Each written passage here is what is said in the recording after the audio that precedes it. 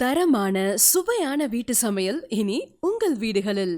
Vidya's home kitchen, Anna Nagar, Chennai. Contact 9840639648. வாஸ்துவுக்கும் இதுக்கும் தொடர்பே இல்லை. நீங்கள் அப்படிலாம் எடுத்துக்கவே வேண்டியது இல்லைங்க. ஏன் நாங்கள் ஹாஸ்பிட்டல் பக்கம் வாங்கக்கூடாதுன்னு சொல்கிறோம்னா, அப்போது இந்த கடனுக்கு வாங்குறாருன்னா அவருடைய எண்ணத்தை தான் இந்த வீட்டில் கட்டடமாக வடிவமைச்சிருப்பார். அவருக்கு அந்த வீடு சரியாக இருக்காது. நீங்கள் அந்த வீட்டை தாராளமாக வாங்கலாம். அவருக்கு அந்த வீடை பிடிச்சிருந்துச்சி, அவர் இஷ்டத்துக்கு கட்டினார். இப்போ அவர்னால அந்த லோன் கட்ட முடியல. அந்த வீடு வாஸ்து தவறாக கட்டியிருப்பாங்க. அது கடனை ஏற்படுத்தி கொடுக்கும், உயிரிழப்பு ஏற்படுத்தி கொடுத்துருக்கோம், இல்லை ஆரோக்கிய குறைபாடு ஏதாவது ஒன்று ஏற்படுத்தி கொடுத்துருக்கோம். ஸோ அதனால் ஒரு வீட்டை விற்றுட்டு நான் வெளியூர் போகணும், இதிலிருந்து நான் தப்பிச்சு போகணும்னு அவர் ஆசைப்பட்றாரு. அது தவறான பகுதியில் இருந்தால் மாற்றவே முடியாது. அங்கே போய் நான் வாத்துப்படி மாற்றி கொடுக்குறேன், இது சூப்பராக இருக்குன்னா அது நல்ல பலனை கொடுக்கறது இல்லை. சூப்பரான கேள்வி. சமீபத்தில் கோவையை சேர்ந்த இஸ்லாமிய நண்பர், ஏன்னா நிறைய இஸ்லாமிய நண்பர்களுக்கு நான் வாஸ்து பார்த்து கொடுக்குறேன், அவர் இந்த மாதிரி வீடுகளாக தான் வாங்குவார். அதனால தான் அந்த டியூப்லெக்ஸ் அப்படிங்கிறப்போ நீங்கள் ரொம்ப கவனமாக பார்த்து பண்ணுங்கள். இப்போ ரோடு குத்தலாம் உங்கள்கிட்ட கேட்டால் என்ன தெரியும்? இன்றைக்கி இருக்கிற 2K கிட்ஸுக்கு நார்த் ஈஸ்ட்டு சவுத்துங்கிறதே தெரிய மாட்டேங்குதுங்க.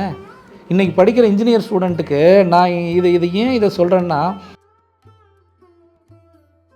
இதுதான் இந்த மீன் தொட்டி கொடுக்குமே ஒழிய வாஸ்துவுக்கும் மீனுக்கும் 1% கூட சம்மந்தம் கிடையாது. நீங்கள் வாஸ்துவில் ஒரு தலைவாசலை மாற்றி வச்சால் இந்த பலன் கிடைக்கும், இத்தனை நாளில் பலன் கிடைக்கும் நான் ஆணித்தரமாக சொல்கிறேன்.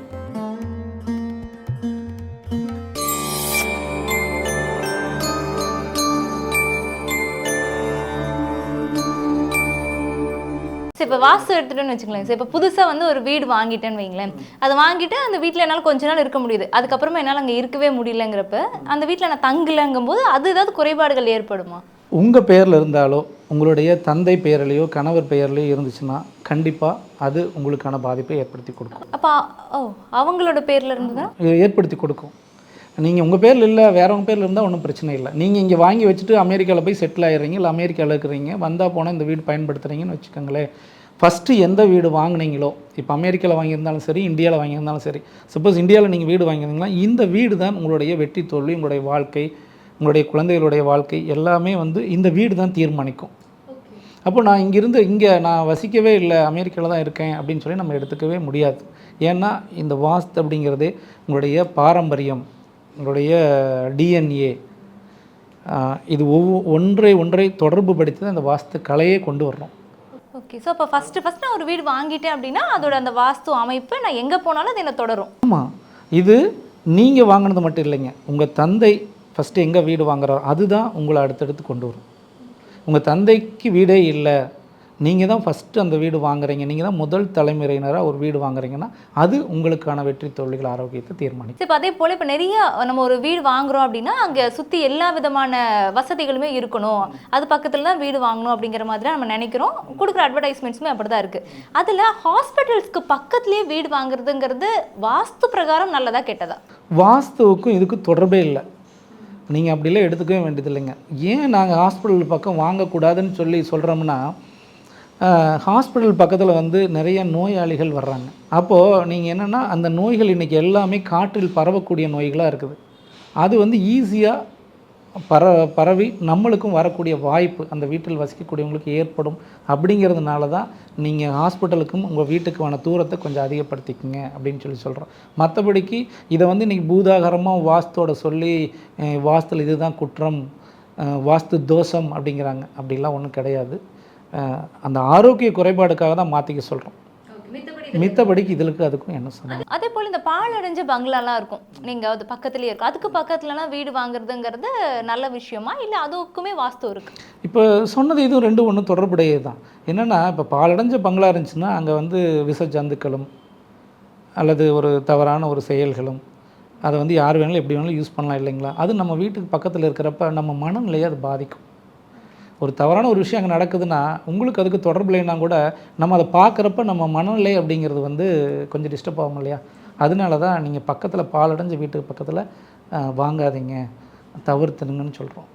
அதே போல் தான் வந்துட்டு மயானங்கள் பக்கத்துலேயுமே வந்து வீடு வாங்குறது, அது ஒரு சிலர் வந்து எங்களுக்கு நல்ல யோகமாக இருக்குது அப்படிங்கிறதுலாம் சொல்கிறாங்க. இன்னொரு சிலர் ஐயோ நான் தெரியாமல் இங்கே வந்து வாங்கிட்டேன் அப்படின்னு சொல்கிறாங்க. இது வாஸ்துக்கு இதுக்கும் கனெக்ஷன் இருக்குங்களா? இல்லை, மயானங்கள் பக்கத்தில் வீடு வாங்கலாம்.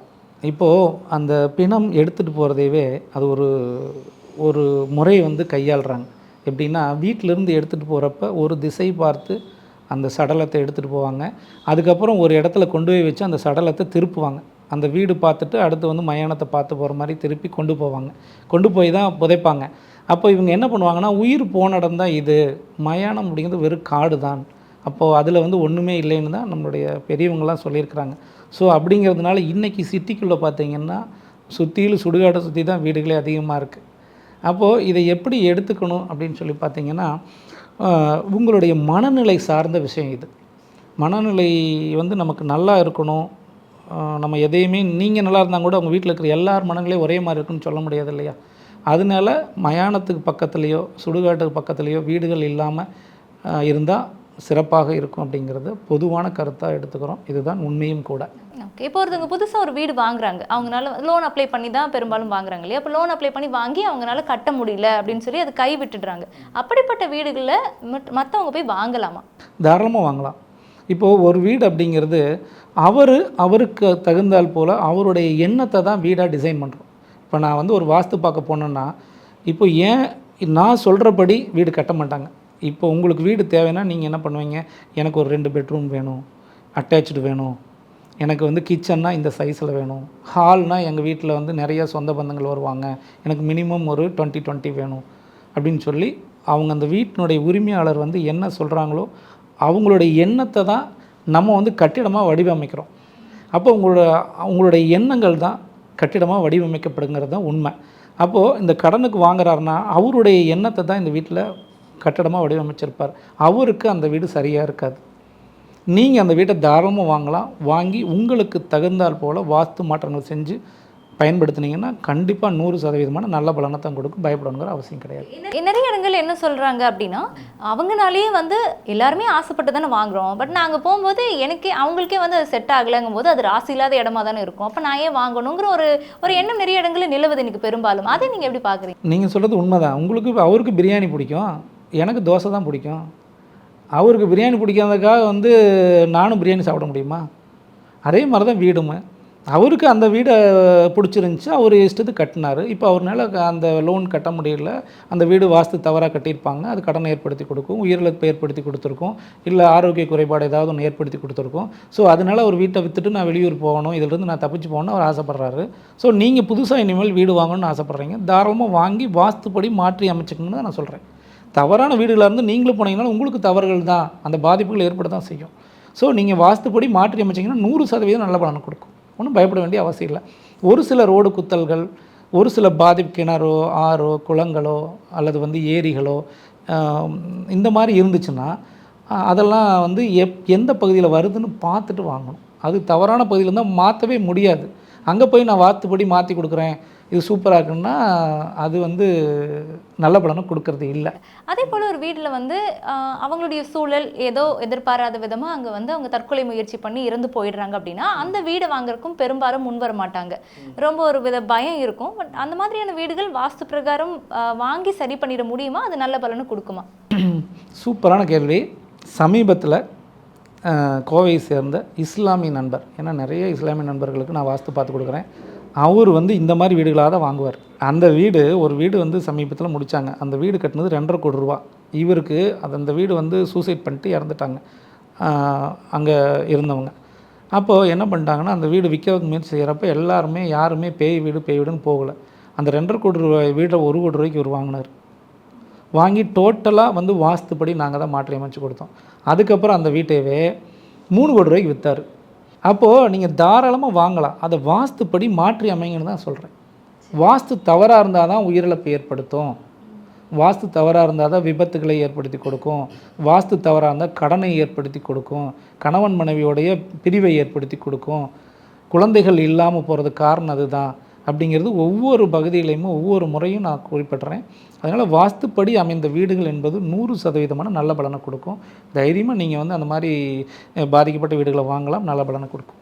இப்போ டியூப்ளெக்ஸ் வீடுலாம் பெரும்பாலும் எனக்கு லைக் பண்ண ஆரம்பிச்சிட்டாங்க. அது வந்து வாஸ்து பிரகாரம் பார்த்து தான் கட்டணுமா? அது கட்டுறதுனால ஏற்படக்கூடிய பலன்கள் எந்த மாதிரி இருக்கும்? இல்லை, அந்த நீங்கள் டியூப்ளெக்ஸ் வீடுன்னு போகிறப்ப அந்த அமைப்பு அப்படிங்கிறத அதில் பார்க்கணும்.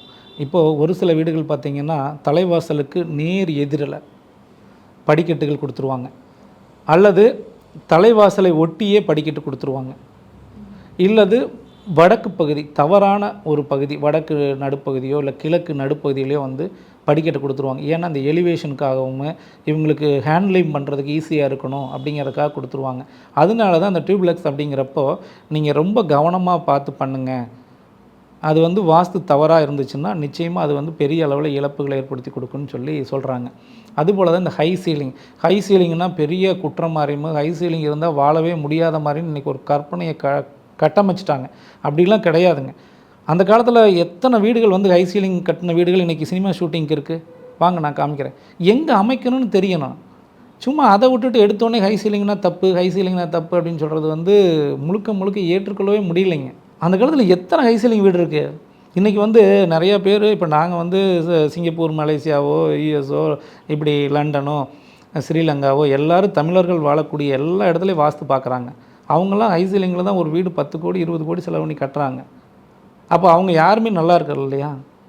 நீங்கள் இந்த மாதிரி நேராக போய் விசிட் தாராளமாக பார்த்துருக்கோம், நிறைய பக்கம் பார்த்துருக்கோம். இப்போ பெரும்பாலான இடங்கள்ல ஆன்லைன்லேயே நாங்கள் வந்து வாஸ்து பார்க்குறோம் அப்படின்லாம் சொல்கிறாங்களே, அப்போ நீங்களும் ஆன்லைன்லேயே பார்ப்பீங்களா? அது எப்படி சாத்தியமாகுது ஆன்லைன்? இல்லை, ஆன்லைனில் வந்து நமக்கு பணம் வேணும் அப்படின்னா நான் ஆன்லைனில் பார்க்குறேன்னு நம்ம சொல்லலாம். இது வந்து முழுக்க ஏமாற்று வேலைன்னு நான் சொல்லுவேன். ஒரு வீட்டுக்கு நீங்கள் ஆன்லைனில் பிளான் கொடுக்குறீங்க. அந்த வீடு எந்த திசை பார்த்துருக்கணும்னு சொல்லியிருக்கு. அந்த வீட்டினுடைய உரிமையாளர் என்ன பண்ணுறாரு, அவருக்கான அமைப்பு என்ன இருக்குது அப்படின்னு சொல்லி பார்க்கணும். இன்னொன்று பார்த்தீங்கன்னா ஆன்லைனில் கொடுக்குறப்ப நம்மக்கிட்ட இடத்தோட அளவு மட்டும்தான் கொடுப்பாங்க.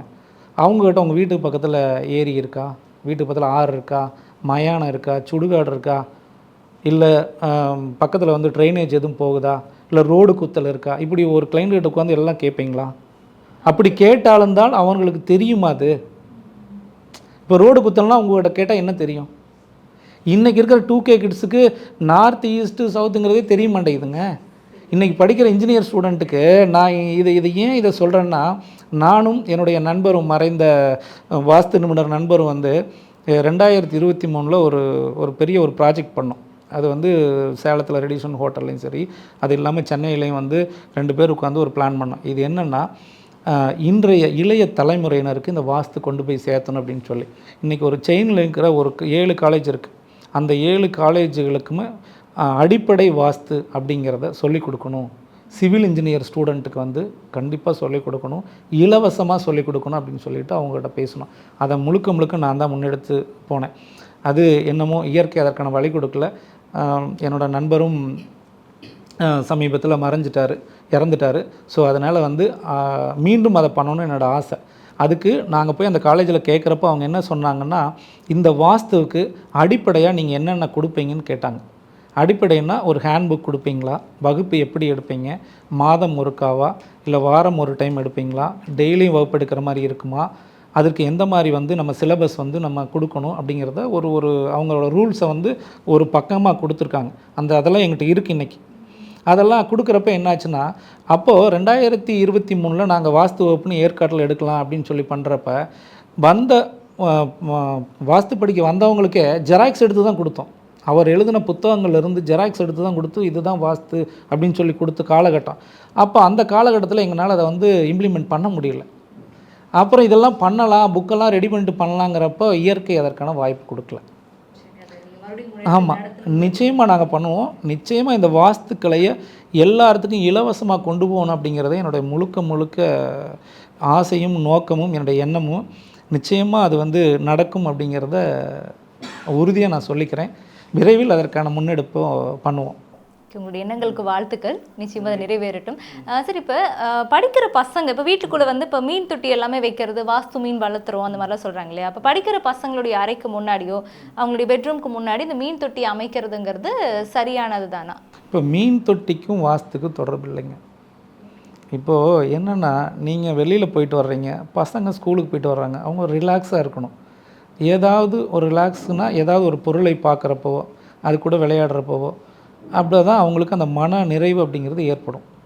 இதுதான் இந்த மீன் தொட்டி கொடுக்குமே ஒழிய, வாஸ்துவுக்கும் மீனுக்கும் 1% கூட சம்மந்தம் கிடையாது. இப்போ வாஸ்து மீன்லாம் நிறைய விற்கிறாங்க. நீங்கள் என்ன வேணாலும் சொல்லிக்கலாமே.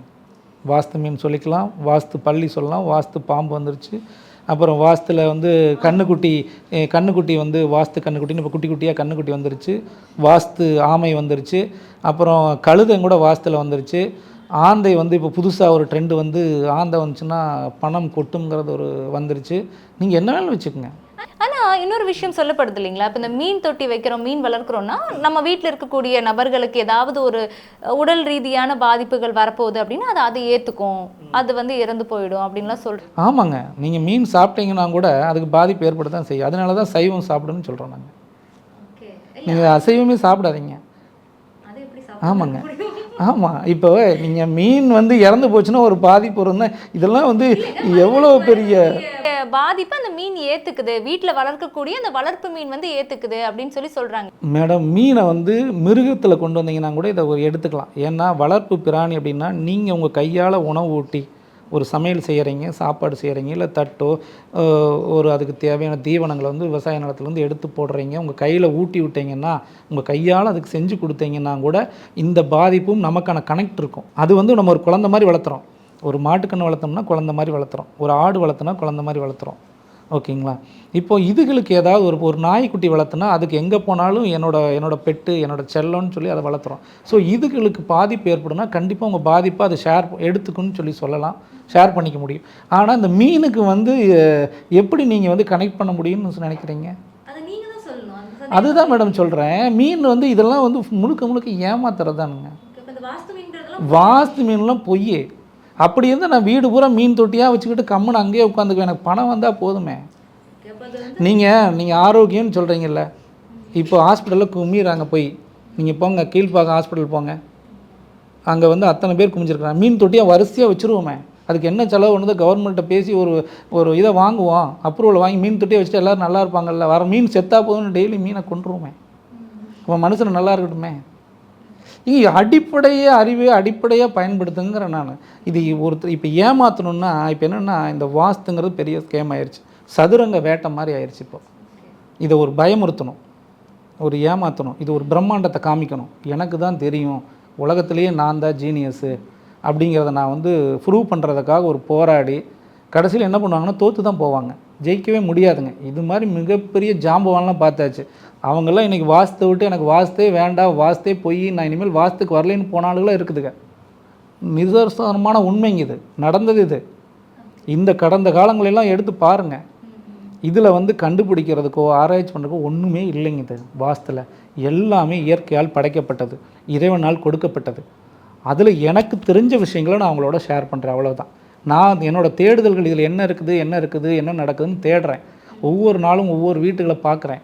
அந்த டேட்டாவை தான் உங்களோட நான் ஷேர் பண்ணிக்கிறேன்.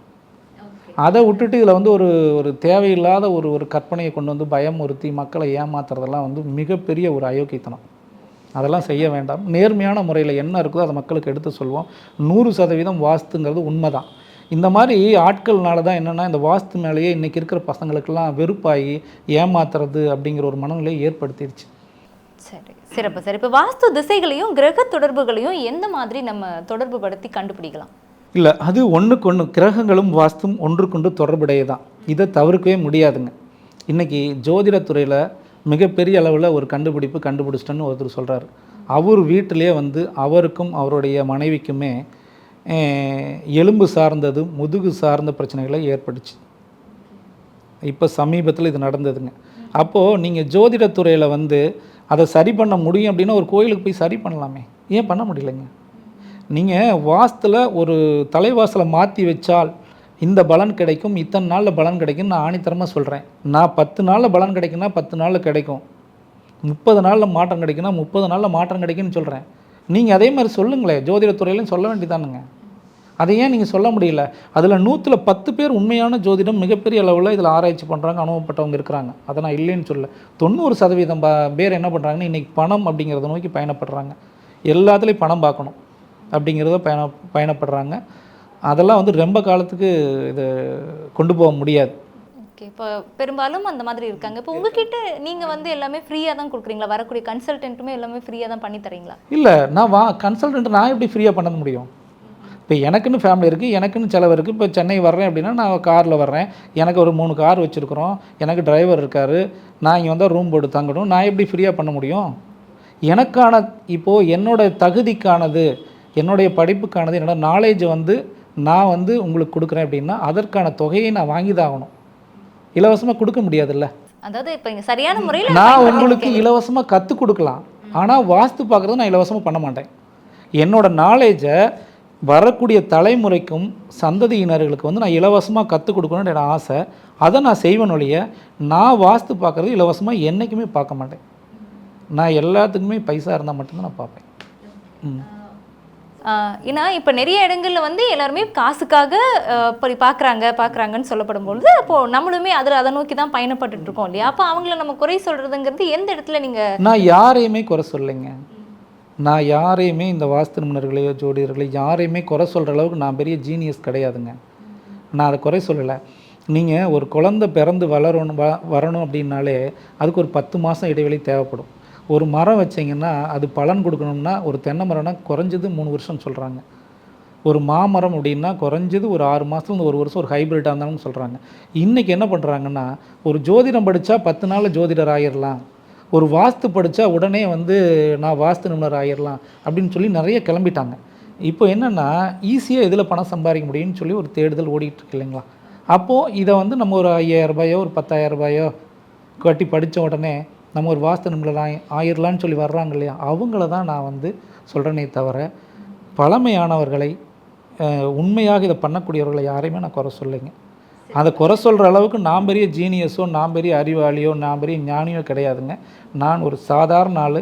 என்ன இயற்கையோட பயணிக்க முடியும், எப்படி பயணிக்க முடியும், எந்த விதமான பலனை கொடுக்கும் அப்படிங்கிறத பற்றி எனக்கு தெரிஞ்ச கருத்துக்களையும் எனக்கு தெரிஞ்ச விஷயங்களும் தான் நான் இப்போ எடுத்து சொல்கிறேன். இப்போ வந்து நெடுஞ்சாலை பக்கத்தில் எல்லாமே வந்து வீடுகள் கட்டுறாங்க இல்லையா? அதெல்லாமே வாஸ்து பிரகாரம் சரியானது தானா, இல்லை அதுவுமே வந்துட்டு ஏதாவது காரணங்கள் இருக்குங்களா? இல்லை, அப்படி காரணங்கள் வாஸ்துப்படி இங்கே தான் கட்டணும் இங்கே தான் கட்டக்கூடாது அப்படிங்கிற அமைப்பு அப்படிங்கிறது வாஸ்துவில் இருக்குது. இருந்தாலும் கூட அது வந்து நான் சொல்கிறது என்னென்னா ஆறுகளை ஒட்டி கட்டாதீங்க, குளங்களை ஒட்டி அமைக்காதீங்க. இது என்னைக்காக இருந்தாலும் சரி நீர்நிலைகளை வந்து வழித்தடத்தை வந்து அடைச்சோ இல்லது அதை சார்ந்த பகுதியில் வீடுகளை கட்டுறது தவறுங்க. ஏன்னா இயற்கையோடு நம்ம வாஸ்துங்கிறது பயணிக்கிறோம். ஸோ அப்போ அதில் தவறுகள் செய்கிறப்ப இன்றைக்கி இயற்கை வந்து திடீர்னு மழை பெஞ்சு வெள்ளம் அதிகமாக இருப்பாங்க, வீடு மூழ்கி போயிடும். அப்போ என்ன பண்ணுவாங்கன்னா எல்லோரும் ஃபேஸ்புக்கில் போடுவாங்க, வாஸ்துக்காரன்லாம் வந்து சென்னையில் மழை வந்துச்சு என்ன பண்ணாங்க அப்படிம்பாங்க. இதை கேட்பாங்க. அப்போ என்னென்னா நீங்கள் தப்பான இடத்துல இருந்துட்டு வாஸ்து தவறுன்னு சொல்லக்கூடாது. அப்போ அந்த மாதிரி இடங்களை வந்து நீங்கள் வீடு கட்டுறவங்க தான் தேர்ந்தெடுக்கணும். நாங்கள் உங்களுக்கு வழிகாட்ட தான் முடியுங்க. நீங்கள் வந்து சரியான இடத்துல பண்ணுங்கள், சரியான வாஸ்து முறைப்படி அமைச்சுக்கணுன்னு தான் சொல்ல முடியும். நான் போய் நீங்கள் குளத்தில் கட்டுறீங்களா, ஆற்றுல கட்டுறீங்களா, ஏரியில் கட்டுறீங்களா, நான் வந்து ஆராய்ச்சி பண்ணி சொல்கிற வேலை வந்து வாஸ்து நிபுணரோட வேலை கிடையாதுல்ல.